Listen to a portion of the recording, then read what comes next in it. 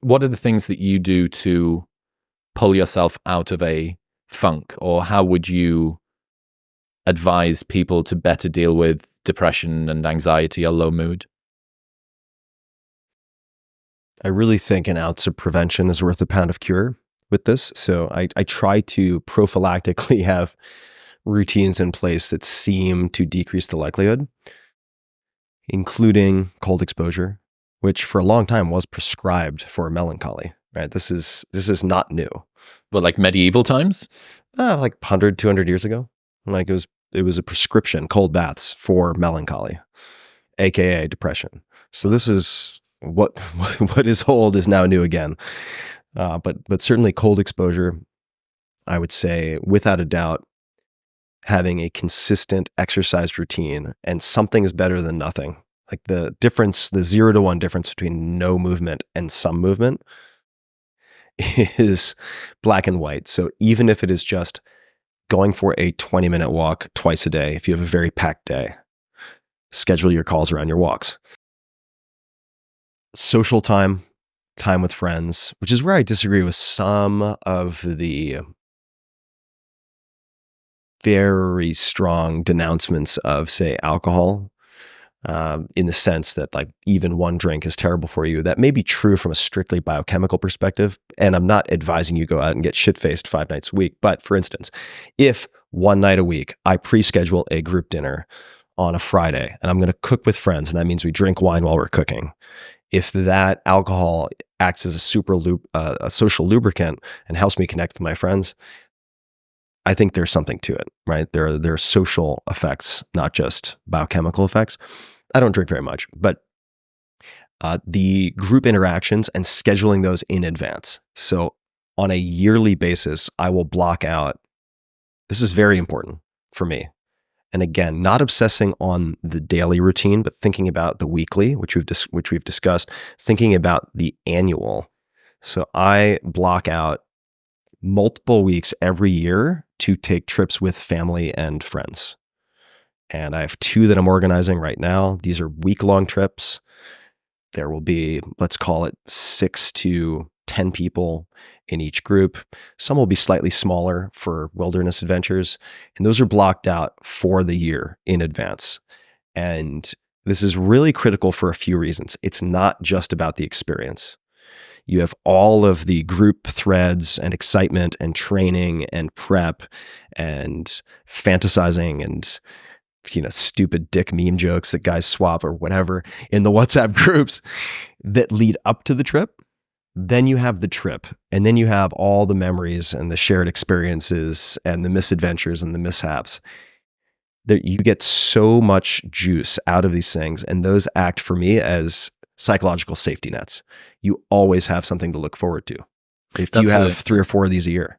That's in big part the podcast. I think for me, I think we're both kind of the same with this, that the external accountability of someone being there is a time on the calendar. Someone is expecting you to be there. Yeah. They are a guest. You probably respect them. You probably care about what they think about you. You probably want to perform well for them and also put them in a great light and be a springboard for them and their message because you're interested in what they've got to do. All of those things. It's like, you're not showing up. I've never once, I've cancelled in my previous life as a club promoter. I would not show up for events. I would not show up for bits and pieces because I could always sort of work somebody else to go and do a thing. If it was just me that had to do it. But as soon as even one other person was involved or 2,000 appearing at a nightclub, I'd be there. And I would be there because there was accountability and there was this expectation. I have never once cancelled a podcast in 750 episodes, 6.5 years due to low mood. No matter how low the mood is, because there's, it gets taken out, it gets eroded away by my excitement to go and do the thing. And the same thing is true with a holiday, and the same thing is true with dinner with a friend, the same thing. Like, it's the same reason why a training partner just makes so much sense when you can.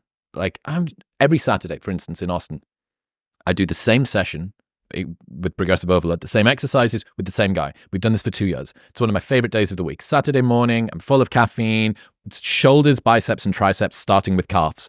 Best day of the week.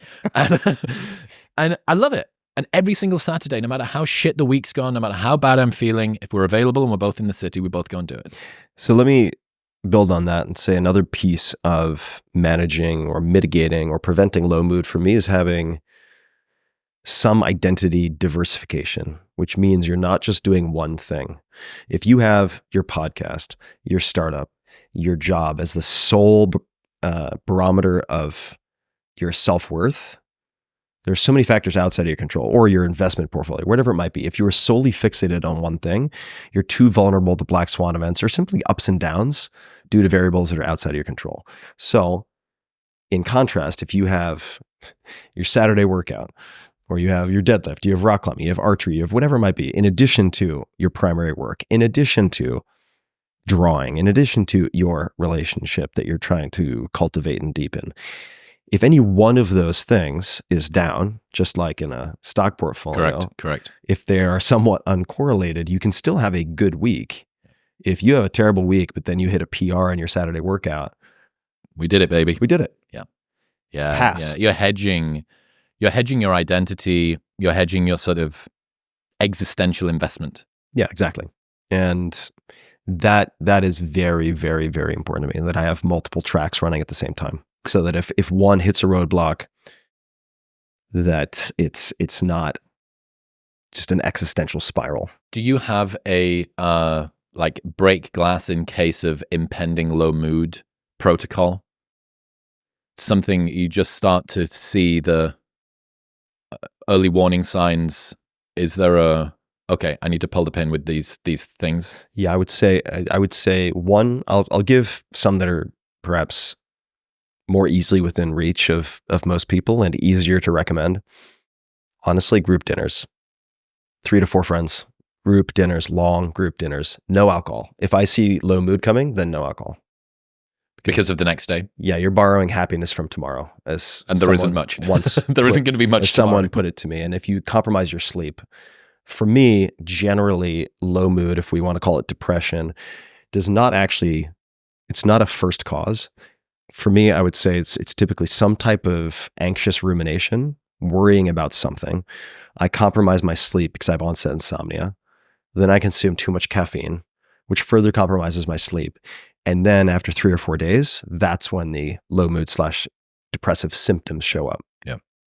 So anything that compromises sleep, I try to avoid in that period. In other news, this episode is brought to you by Momentus. You might have heard me say that I took my testosterone from 495 to 1006 last year, and 2 of the supplements I used throughout that were Fedoja agrestis and Tonkat Ali. I first heard Dr. Andrew Huberman talk about these really impressive effects, which sound great until you realize that most supplements don't actually contain what they're advertising. Momentus make the only NSF-certified Fedoja agrestis and Tonkat Ali on the planet. That means they're tested so rigorously that even Olympic athletes can use it, and that is why I partnered with them. So, if you're not performing in the gym or the bedroom the way that you would like, this is a fantastic place to begin to naturally improve your testosterone, and there is a 30-day money-back guarantee, so you can buy it, try it for 29 days, and if you do not like it, they will give you your money back. Plus, they ship internationally. Right now, you can get 20% off everything site-wide by going to the link in the show notes below or heading to livemomentus.com/modernwisdom using the code modernwisdom at checkout. That's livemomentus.com/modernwisdom and code modernwisdom at checkout.